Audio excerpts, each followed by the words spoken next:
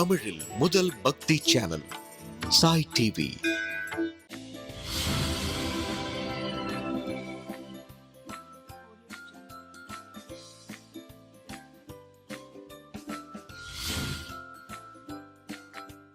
Dear குட்டீஸ், welcome to Sai டிவியின் சுட்டீஸ் நேரம். குட்டீஸ் எல்லாம் சண்டே ரொம்ப ஹாப்பியாக இருக்கீங்களா? என்னவெல்லாம் உங்களோட பிளான் இன்னைக்கு? ஏதாவது விளையாடுவீங்களா? புதுசாக ஏதாவது கற்றுக்குறீங்களா? உங்களோட ஐடியாஸ் எதுவாக இருந்தாலும் என்னோட நீங்கள் ஷேர் பண்ணலாம். சரி, உங்களுக்கெல்லாம் சுட்டீஸ் நேரம் ரொம்ப பிடிச்சிருக்கா? நீங்கள் எல்லோரும் ரொம்ப ஆசையாக பார்க்குறீங்களா? உங்களோட ஃபீட்பேக்ஸ் எல்லாம் எனக்கு வந்துக்கிட்டே இருக்குது. தேங்க்யூ ஸோ மச் குட்டீஸ். சரி, இன்னைக்கு நம்ம ஃப்ரெண்ட்ஸில் யாரெல்லாம் பர்த்டே கொண்டாடுறாங்க அவங்க எல்லாருக்கும் சூப்பராக ஒரு விஷ் சொல்லிடலாமா? எஸ், ஹாப்பி பர்த்டே குட்டீஸ்.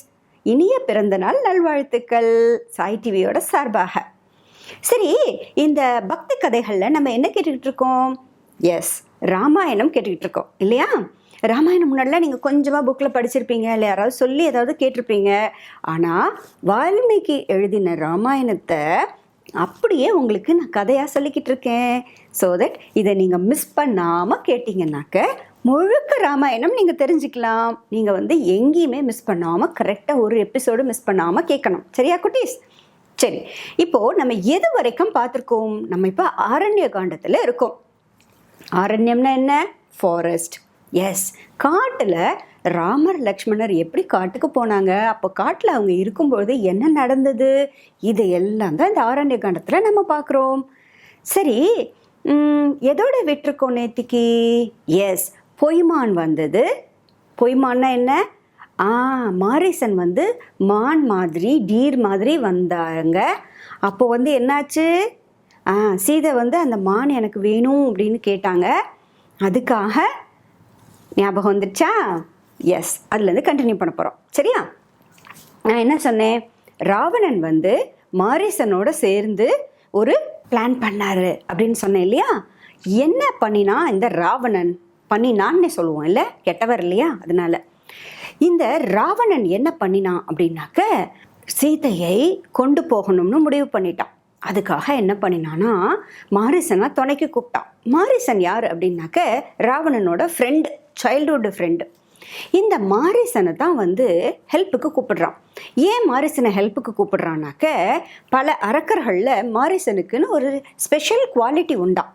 என்ன அந்த சிறப்பான ஒரு தன்மை அப்படின்னு கேட்டாக்க, என்ன உருவம் வேணுமோ அந்த உருவத்தை கச்சிதமாக எடுத்துப்பானோ. மாரீசன் உங்களை மாதிரி வேணும்னா உங்களை மாதிரி மாறிடுவான், என்ன மாதிரி வேணும்னா என்ன மாதிரியே மாறிடுவான். இப்படி விரும்பக்கூடிய உருவத்தை எடுக்கக்கூடிய சிறப்பு தன்மை பெற்றவன் இந்த மாரீசன். மாயாவி தன்மை, அதாவது மாயாவியாக நிறைய மாயங்கள் செய்யக்கூடிய, இமேஜினரியாக நம்ம நினைச்சே பார்க்க முடியாதபடிக்கு பலவிதமான மாயங்களை செய்வதில் மிகச்சிறந்த வல்லுநராக இருந்தாராம் அந்த மாரீசன். அதனால தான் மாரீசனை துணைக்கு அழைத்து கொண்டு ராவணன் சீதையை கடத்தலாம் அப்படின்னு நினைக்கிறான். வேற யாரையுமே கூப்பிடல இந்த வேலைக்கு. ஏன்னா மாரீசன் விவேகமும் உள்ளவனா. மாரீசன் இவன் சொல்லக்கூடியதை, அதாவது ராவணன் சொல்லக்கூடியதை கேட்கக்கூடிய ஒரே ஆள் யாருன்னா மாரீசன் தான். அதுக்காகத்தான் அவன் என்ன பிளான் பண்ணுறான்னா மாரீசனுக்கு இந்த ஐடியா கொடுக்குறான். அதாவது நீ ஒரு ரொம்ப அழகான ஒரு டிஃப்ரெண்ட்டான மான் மாதிரி போயிடு. நீ போனேனாக்க உன்னை பார்த்துட்டு சீதை எனக்கு அந்த மான் வேணும்னு நிச்சயம் கேட்பா.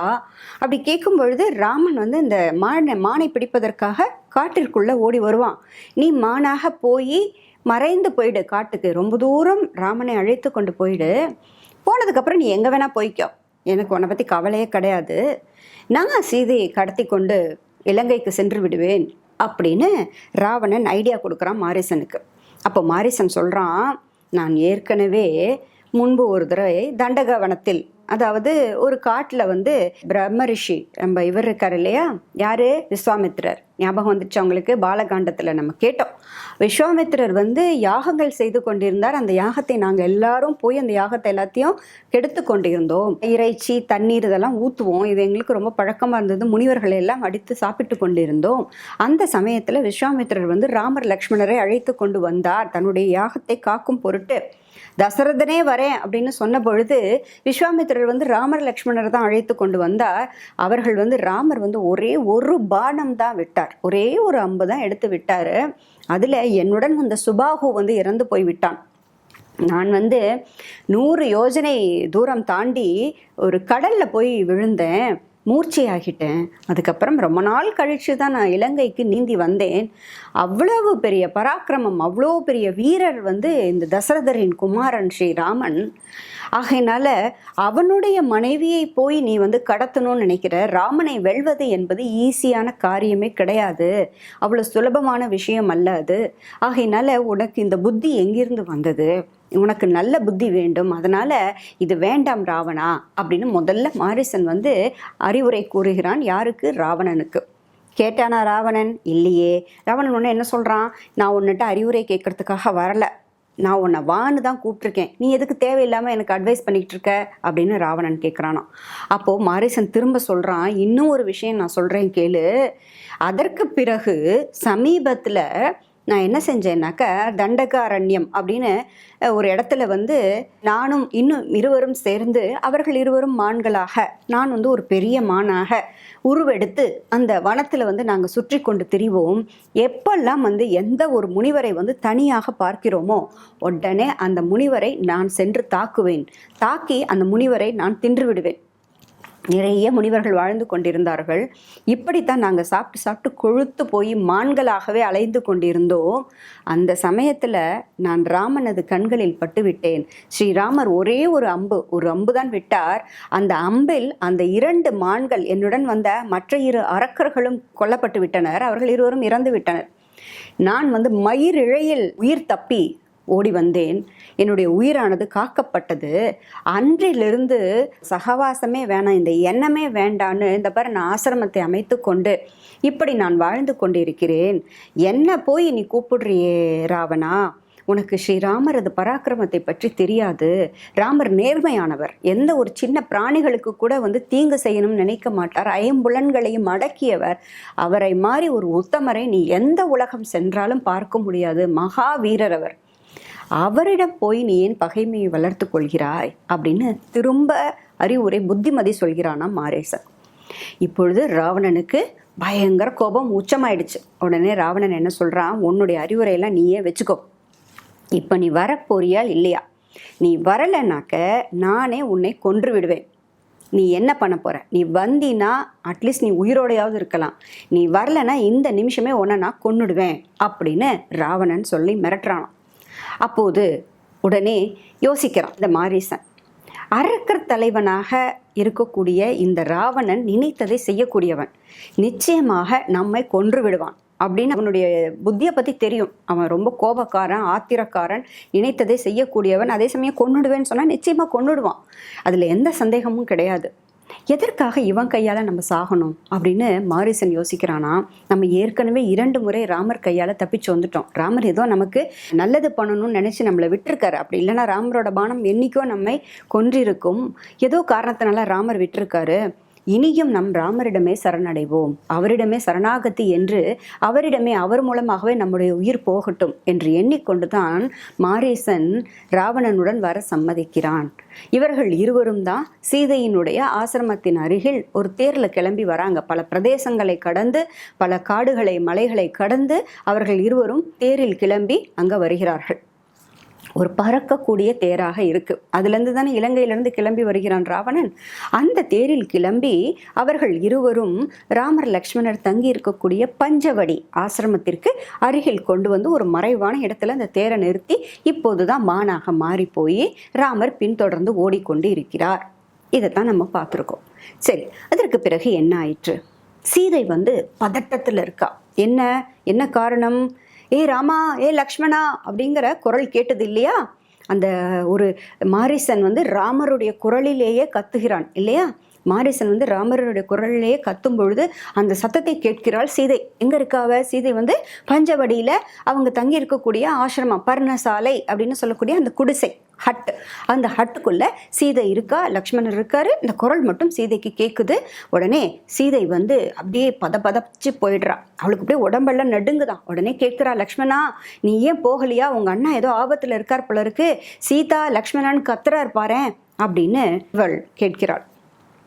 கேட்ட உடனே லக்ஷ்மணர் சொல்கிறார், இல்லை அம்மா, விதேக நாட்டு இளவரசியே, இல்லை, தங்கள் கணவரை கந்தர்வர்களாலும் தேவர்களாலும் எப்பேற்பட்ட அரக்கர்களாலும் எதுவும் செய்ய இயலாது. அவர் மிகச்சிறந்த வீரர், பலசாலி. அவரிட்ட கட்டளையின்படி தான் என்னை பார்த்துக்கோன்னு சொல்லிட்டு போயிருக்க. அதுக்காகத்தான் நான் இங்கே காவலாக இருக்கேன். அவரை யாராலையும் எதுவுமே செய்யவே முடியாது. இது அவரோட குரலே இல்லை, இது ஏதோ ஒரு மாயாவித்தனம் நடக்கிறது. யாரோ தவறாக அவருடைய குரலை பயன்படுத்துகிறார்கள். இதற்காக நீங்கள் பதட்டம் அடையணுங்கிற அவசியமே இல்லை. உங்கள் மனத்தை சாந்தப்படுத்தி கொள்ளுங்கள் அப்படின்னு லக்ஷ்மணன் அறிவுரை சொல்கிறாராம். யாருக்கு? சீதைக்கு. உடனே சீதைக்கு பயங்கர கோபம் வந்துடுது. என்ன லக்ஷ்மணா, நான் சொல்வதை நீ கேட்க மாட்டியா? நான் எவ்வளோ பெரிய துயரத்தில் இருக்கேன். உங்கள் அண்ணா இல்லாமல் என்னால் வாழ முடியாது. உனக்கும் பரதனது புத்தி வந்துடுச்சா? உனக்கும் கைகேயி மாதிரி நீயும் யோசிக்க ஆரம்பித்து விட்டாயா? உன்னுடைய அண்ணன் மேலே உனக்கு பாசமே இல்லையா? அண்ணனை போய் காப்பாற்றணும்னு நீ நினைக்க மாட்டியா? நீ என்ன தவறான எண்ணத்தோடு இருந்து கொண்டு இருக்கிறாயா அப்படின்னு ரொம்ப கண்டித்து கடுஞ்சொற்களால், இதுவரைக்கும் யாருமே பேசக்கூடாத அப்படி ஒரு சொற்களால் சீதை லக்ஷ்மணரை திட்டி பேசுகிறாள். சீதை லக்ஷ்மணர் ரொம்ப திட்டி பேசிட்டாங்க. இப்போ கேட்டாரா லக்ஷ்மணர்? அவருக்கு அப்படியே கண்களில் தண்ணீர். நமக்கும் அம்மாலாம் திட்டினா அப்படி தானே ஆகிடுவோம். அம்மாலாம் திட்டினா அப்பாலாம் திட்டினா உடனே டக்குன்னு நமக்கு கண்ணில் தண்ணி வந்துடும் இல்லையா? உடனே ரொம்ப ஃபேஸ்லாம் ரொம்ப சேட் ஆகிடுவோம் இல்லையா? அதே மாதிரி லக்ஷ்மணருக்கும் கண்களில் தண்ணீர் அதிகமாகிடுச்சு. அப்படியே குரல் தழுதழுத்து போகுது. உடனே சொல்கிறார், அம்மா என்னை மன்னிக்கணும், நீங்கள் எனக்கு தெய்வம், நீங்கள் எனக்கு தெய்வம். என்ன சொல்கிறாரு? அவங்க அண்ணியை பார்த்து அவர் என்ன சொல்கிறாரு? நீங்கள் எனக்கு தெய்வம், விதேக நாட்டு இளவரசியே, என்னுடைய அண்ணன் ராமரது பட்ட மகிழ்ச்சி தாங்கள், மகாராணி, நீங்கள் எனக்கு, நீங்கள் ஒரு கட்டளையாக இடுகிறீர்கள். நீங்கள் என்னை தவறாக புரிந்து கொண்டு விட்டீர்கள். மற்ற பெண்களைப் போல, சாதாரண பெண்களைப் போல நீங்களும் தவறான விஷயத்தை நீங்கள் பேசிட்டீங்க. நீங்கள் இந்த மாதிரி பேசுவது உங்களுக்கு சரியானது அல்ல. நீங்கள் இப்படி பேசக்கூடாது. என்னவோ கடுஞ்சொற்களை என் மீது வீசுகிறீர்கள். என்னுடைய அண்ணன் இட்ட கட்டளைக்காகத்தான் நான் இத்தரவா உங்களுக்காக நின்று கொண்டிருக்கேன். எனக்கு வேறு எந்த கெடுதலான எண்ணமும் எனக்கு கிடையாது. ஆகையினால என்னை நான் இங்கே இருக்கக்கூடாது, என்னை போயே ஆகணும் அப்படின்னு சொல்கிறீங்க. இங்கே இருக்கக்கூடிய வன தேவதைகள், மரங்கள் காட்டுக்குள்ளே தானே இருக்காங்க. அதுக்காக அவர் சொல்கிறாராம், இங்கே இருக்கக்கூடிய வன தேவதைகள்ட உங்களை ஒப்படைச்சிட்டு போகிறேன், அவர்கள் தான் உங்களை காப்பாற்றணும். நான் இனிமேல் எதுவுமே செய்ய முடியாது. ஏன்னா என்ன நீங்கள் கிளம்பியே ஆகணும்னா நீங்கள் கட்டளையிடுகிறீர்கள். நான் என்ன செய்ய முடியும்? அண்ணாக்காகத்தான் இவ்வளவு நேரம் பொறுமையாக காத்து கொண்டிருந்தேன். ஆகையினால் இந்த வன தேவதைகளே, நீங்களே சாட்சியாக இருக்க வேண்டும். இந்த நிகழ்வுக்கு நீங்கள் அனைவருமே சாட்சி. நானாக அண்ணனுடைய பேச்சை மீறவில்லை. இப்படி என்னுடைய அம்மா ஸ்தானத்தில் இருக்கக்கூடிய அண்ணி கட்டளையிடுகிறார், அதற்காகத்தான் நான் இந்த இடத்தை விட்டு செல்கிறேன். நடக்கக்கூடிய சகுனங்கள் தீய சகுனங்களாக எனக்கு தெரிகின்றன.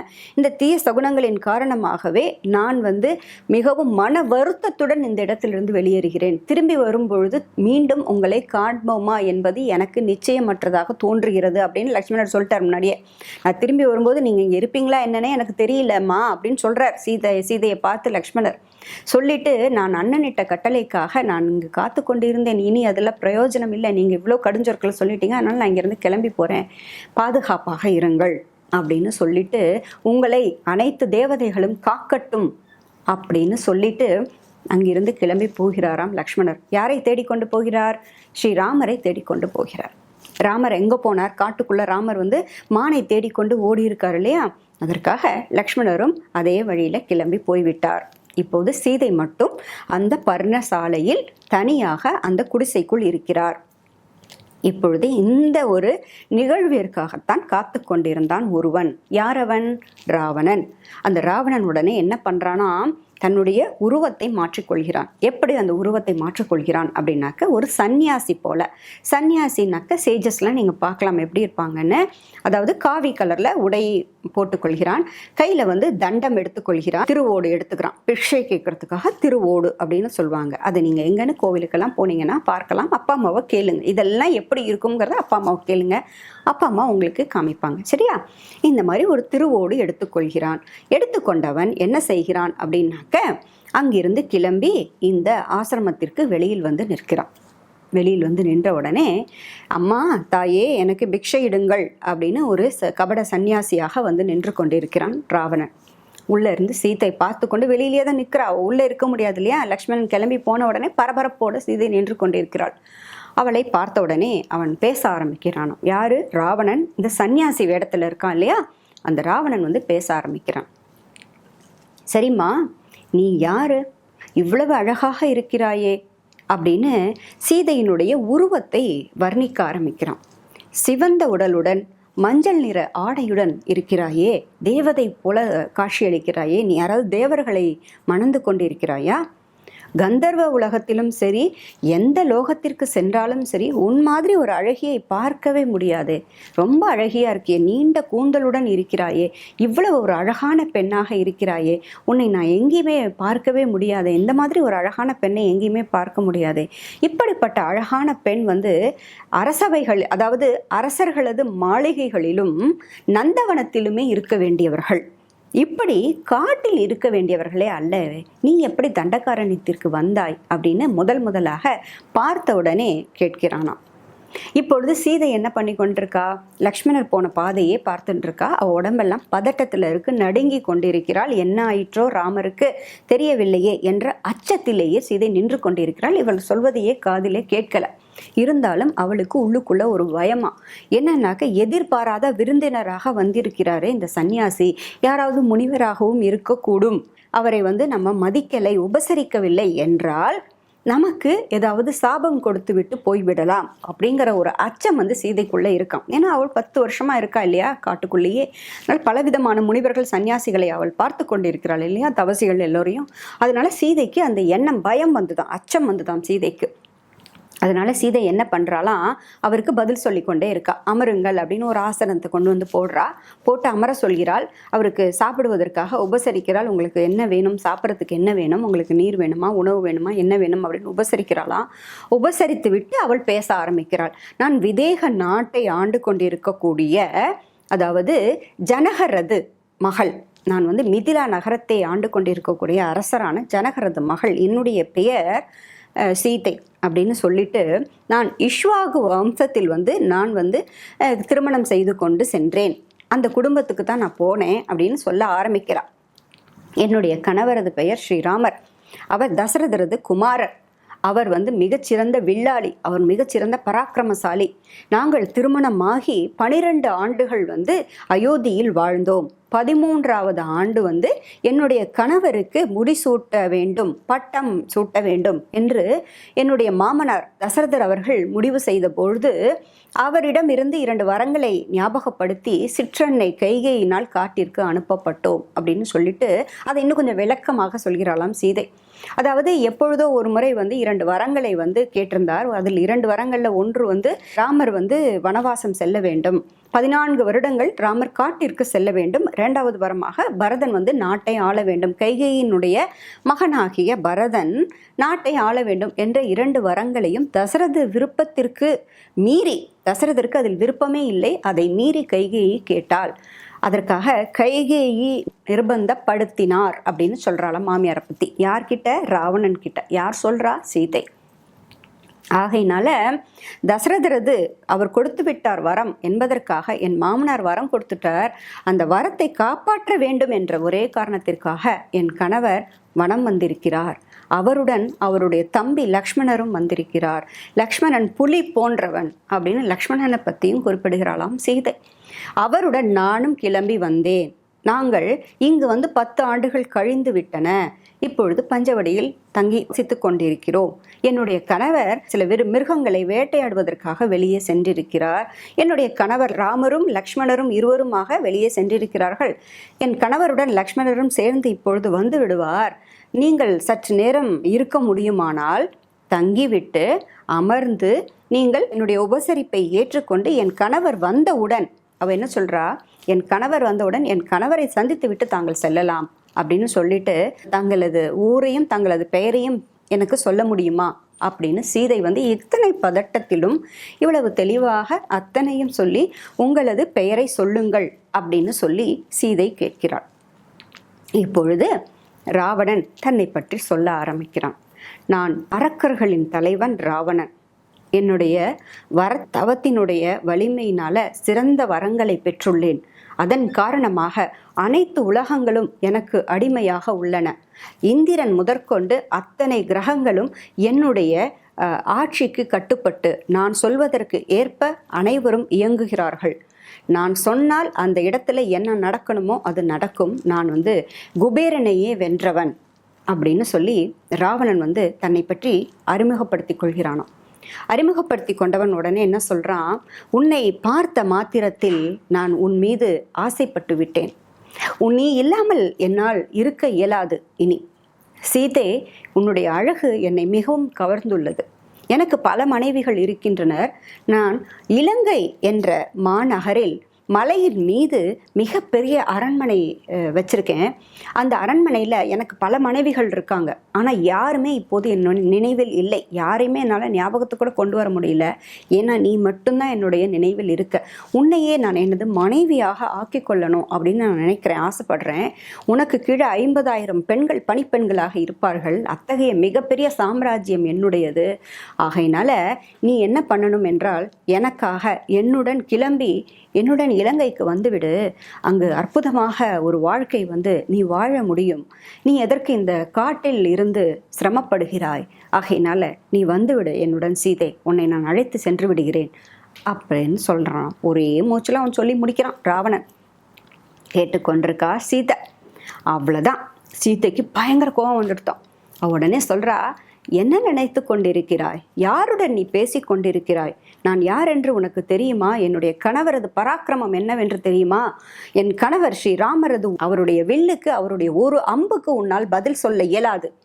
நீ எப்பேற்பட்ட வரத்தை வாங்கி வந்திருந்தாலும் சரி, நீ அந்த அமிர்தத்தையே குடித்து கொண்டு வந்திருந்தாலும் சரி, என் கணவரது பானத்திலிருந்து நீ தப்புவது என்பது இயலாது. ஏன் உனக்கு இந்த புத்தி? ஏன் உனக்கு இந்த கெடு புத்தி?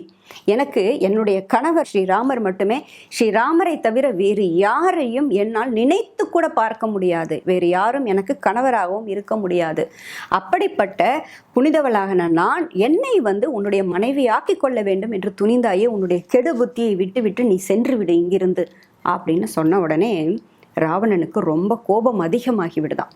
கோபம் அதிகமாகி கண்கள்லாம் வந்து அப்படியே பெருசாகி அப்படியே கண்கள்லேருந்து அப்படியே நெருப்பு வர ஆரம்பிக்குதான். அரக்கன் தானே, அதனால அவனுக்கு ரொம்ப கோபமாகி கண்கள்லேருந்து நெருப்பு வர ஆரம்பிக்குது. உடனே கைகளை இப்படி தட்டி கொள்கிறான். நாம் கைகளை தட்டி கொண்ட உடனே அவனுக்கு 10 தலைகள் வந்துடுது, 20 கைகள் வந்துடுது.